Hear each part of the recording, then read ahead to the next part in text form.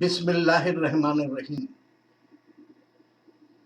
मैं इस्माइल बाटलीवाला आज 7 जुलाई 2022 को जो बात पेश कर रहा हूँ वो है सर तंज से जुदा का नारा लगाने वालों और नूपुर शर्मा और असदुद्दीन ओवैसी के नाम संदेश। भाई और बहनों, आप लोग से गुजारिश है कि जिन लोग के नाम से एफआईआर दर्ज हुआ है उन लोग के पास और देश के खुफिया विभाग और सामाजिक और राजनीतिक लीडरों और देश भर की पुलिस के पास हमारी ये वीडियो पहुंचाने की कोशिश करें। भाइयों और बहनों, दिल्ली पुलिस की ओर से 9 जुलाई 2022 को 2 एफआईआर दर्ज की गई। एक बीजेपी प्रवक्ता नूपुर शर्मा के खिलाफ, वो दूसरी दिल्ली बीजेपी प्रवक्ता नवीन कुमार जिंदल के खिलाफ।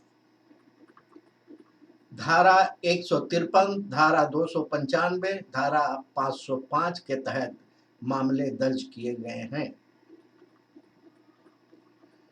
नूपुर शर्मा और नवीन कुमार जिंदल के खिलाफ दर्ज एफआईआर में इन 31 लोगों के नाम भी शामिल हैं।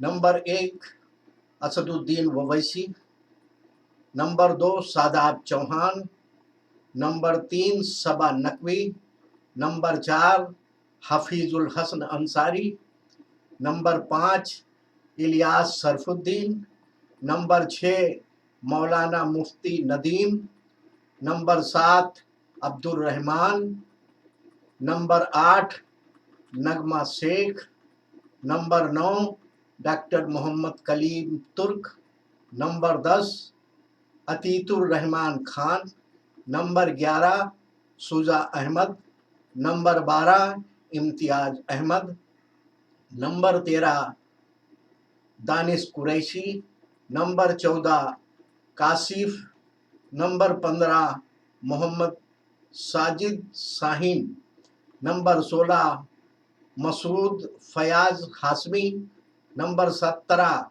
गुलजार Ansari, number 18 Saifuddin, number 19 Maulana Sarfaraz, number 20 Kumar Diwashankar, number 21 Bihari Lal Yadav, number 22 R Vikram, number 23 Vinita Sharma, number 24 Yati Narsinghanand Giri, number 25 Swami Jitendranand, number 26 Laxman Das, number 27 Anil Kumar Meena, number 28 क्यू सेंसी, number 29 Pooja Sukun Pandey, number 30 Pooja Priyanda, number 31 Meenakshi Chaudhary. भाइयों और बहनों, दिल्ली पुलिस ने जिन लोग पर एफआईआर दर्ज किया है, अदालत में उन लोगों को कब और कैसे पेश करेगी और उनके खिलाफ क्या सबूत पेश करेगी मुझे नहीं पता है, मगर मुझे ये पता है कि जब तक ये सब लोग अदालत के सामने पेश नहीं होंगे तब तक इस पर राजनीति होती रहेगी और आवाम का नुकसान होता रहेगा। इसलिए मैं समझता हूँ कि मेरी नज़र में जो बेहतर सुझाव है वो देश के सामने पेश करूँ। भाइयों और बहनों, पहले मैं नूपुर शर्मा को मुखातिब होकर नूपुर शर्मा को सुझाव देता हूँ। नूपुर शर्मा जी, राम राम। आप किसी पार्टी के लीडर होने के पहले आप किसी की बेटी हो, आप किसी की बहन होगी, आप किसी की माँ भी होगी। नूपुर शर्मा जी, जब आप के बच्चे को या आपके माता पिता को या आपके भाई बहन को कोई बीमारी वाली तकलीफ हुई होगी तो दर्द तुमको भी हुआ होगा। नूपुर शर्मा जी, अपने बच्चों के लिए जब कपड़ा खरीदी होगी तो देखी होगी कि उनके बदन पर चुभेगा तो नहीं, और इसलिए सॉफ्ट और नरम कपड़ा खरीदी होगी। नूपुर शर्मा जी, जब अपने बच्चों के लिए जूता या चप्पल खरीदी होगी तो देखी होगी कि बच्चे के पैर को काटेगा तो नहीं, इसलिए सॉफ्ट और नरम जूता चप्पल खरीदी होगी। नूपुर शर्मा जी, जब आप अपने बच्चों को कुछ खाने पीने को दी होगी तो पहले आपने चेक किया होगा कि गर्म न हो जिससे बच्चे का मुंह जल जाए, या ज्यादा ठंडा ना हो जिससे बच्चे को सर्दी हो जाए। नूपुर शर्मा जी, यही तरीका हर माँ अपनाती है। नूपुर शर्मा जी, आपने अपने बच्चे के बदन पर सख्त कपड़ा भी बर्दाश्त नहीं किया होगा, कड़क जूता और चप्पल भी बर्दाश्त नहीं किया होगा। नूपुर शर्मा जी, तुम्हारे नाम से और तुम्हारे सामने किसी माँ के लाडले को लहू लुहान किया जा रहा है, ये देखकर आप बर्दाश्त कैसे करती हो? नूपुर शर्मा जी, तुम्हारे नाम से तुम्हारे सामने किसी की बहन की इज्जत लूटी जा रही है, ये देखकर और सुनकर आप बर्दाश्त कैसे करती हो? नूपुर शर्मा जी, तुम्हारे नाम से तुम्हारे सामने किसी बहन का रखवाला छीना जाता है, ये देखकर आप बर्दाश्त कैसे करती हो? नूपुर शर्मा जी, तुम्हारे नाम से तुम्हारे सामने किसी पत्नी का सर का ताज कत्ल किया जा रहा है, ये सब देखकर आप बर्दाश्त कैसे करती हो? नूपुर शर्मा जी, तुम्हारे नाम से तुम्हारे सामने किसी बच्चे को यतीम और अनाथ बनाया जा रहा है, ये देखकर आप बर्दाश्त नहीं कर सकती हो। नूपुर शर्मा जी, तुम्हारे नाम से तुम्हारे सामने किसी नानी दादी बुआ खाला चाची और मामी का परिवार और संसार उजाड़ा जा रहा है, ये देखकर आप बर्दाश्त कैसे करते? नूपुर शर्मा जी, आपके सामने आपके औलाद को कत्ल किया जाए, आपको बर्दाश्त नहीं होगा। आपके सामने आपके घर जलाया जाए, आपको बर्दाश्त नहीं होगा। नूपुर शर्मा जी, आपके सामने आपकी संपत्ति लूटी जाए और आप को बर्दाश्त नहीं होगा। ये सब आपको कैसे बर्दाश्त कर रही है? नूपुर शर्मा जी, आपके सामने आपकी संपत्ति लूटी जाए, आपको बर्दाश्त नहीं होगा। ये सब आपको बर्दाश्त नहीं होगा। तो फिर खुद के लिए जो पसंद करती हो वही दूसरों के लिए पसंद करो, यही सनातन धर्म की आत्मा है और सनातन धर्म की रूह है। नूपुर शर्मा जी, सनातन धर्म माँ की ममता में ही बसता है और माँ की ममता के बाहर कोई धर्म नहीं होता है। नूपुर शर्मा जी, तुम माँ हो इसलिए प्रेम का सागर हो। नूपुर शर्मा जी, तुम माँ हो इसलिए दया की देवी हो। तुम माँ हो इसलिए एक शक्ति हो। तुम आगे आओ और लोगों को बर्बाद होने से बचाओ, क्योंकि यही आपका धर्म है।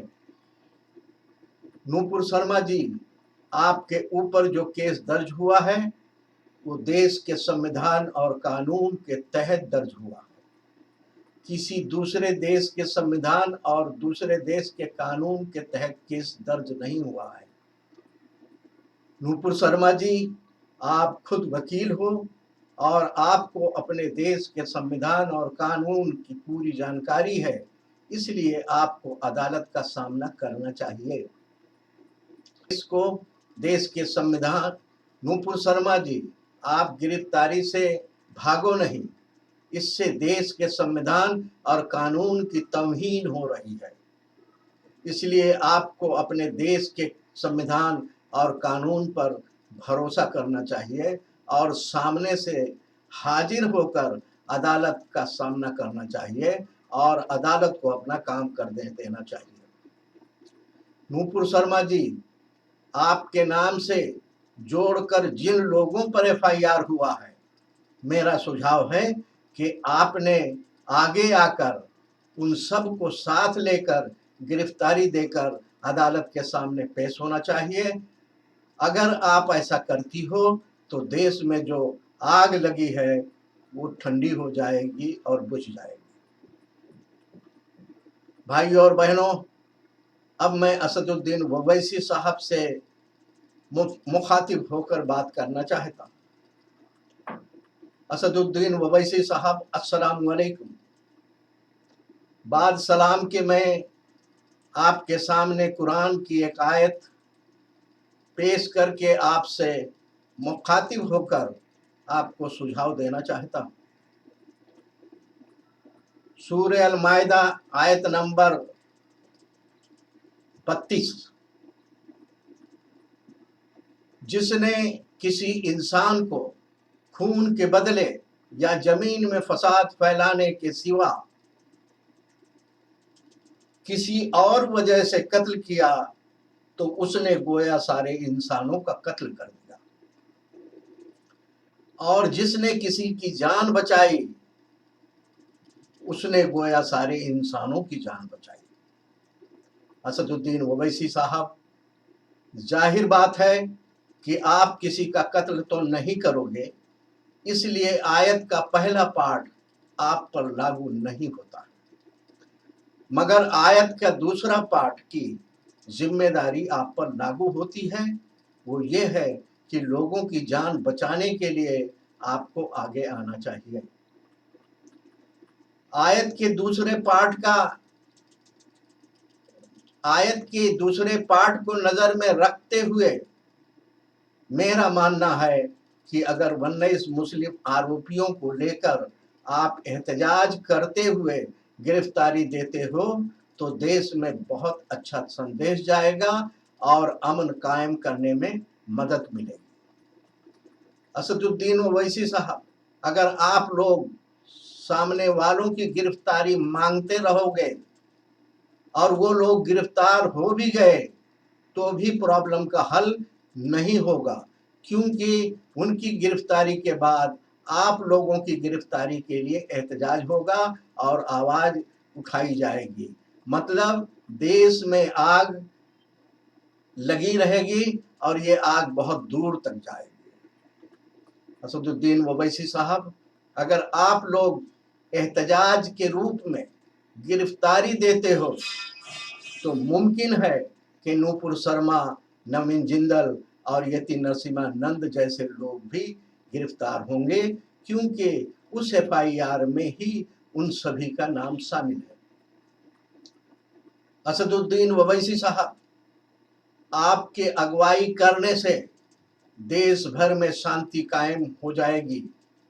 रही बात एफआईआर की, तो उसको अदालत में सामना करो, और अगर आप लोग पर पुलिस का लगाया हुआ इल्जाम गलत साबित होता है तो उसके जिम्मेदार पुलिस अधिकारियों को अदालत में घसीटो।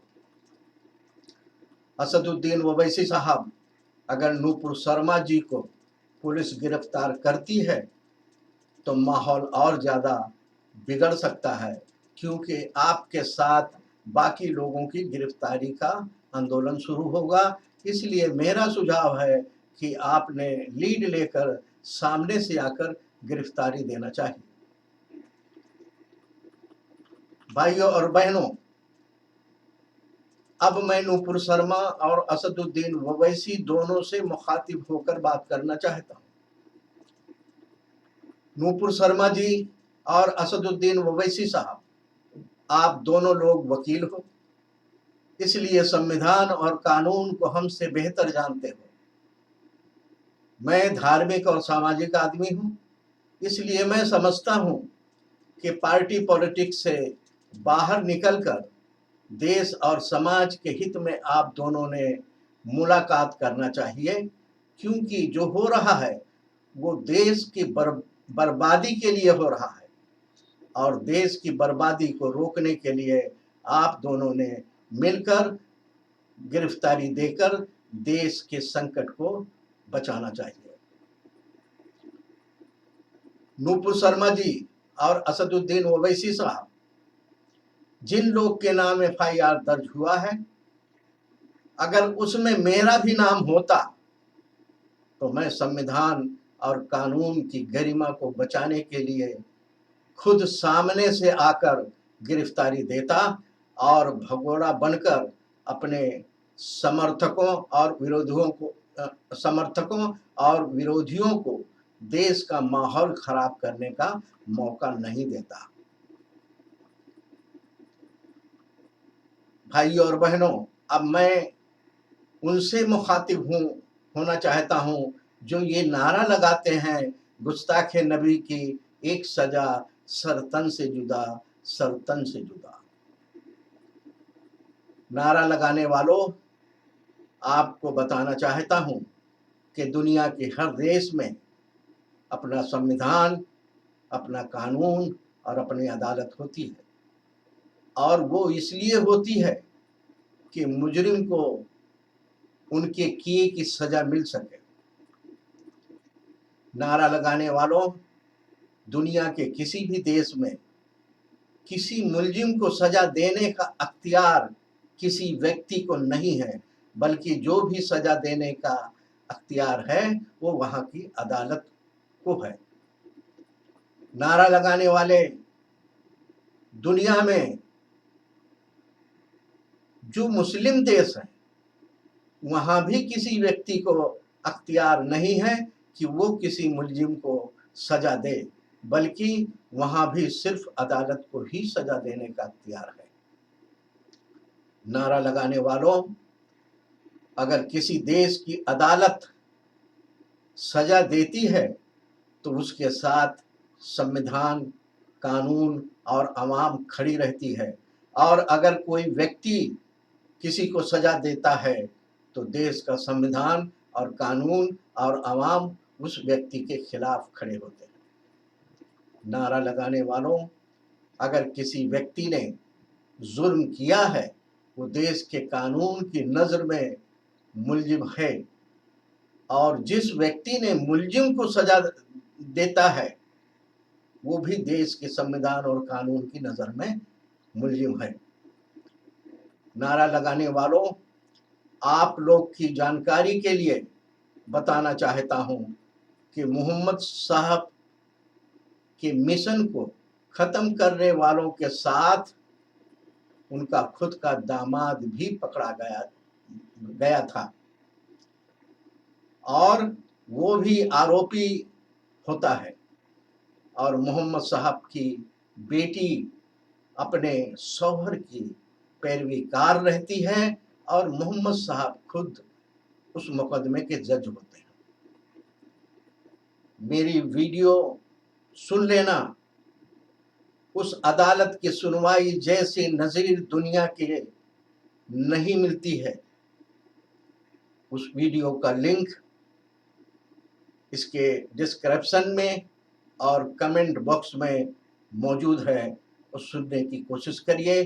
नूपुर शर्मा जी, आप गिरफ्तारी से भाग नहीं सकती, इससे देश।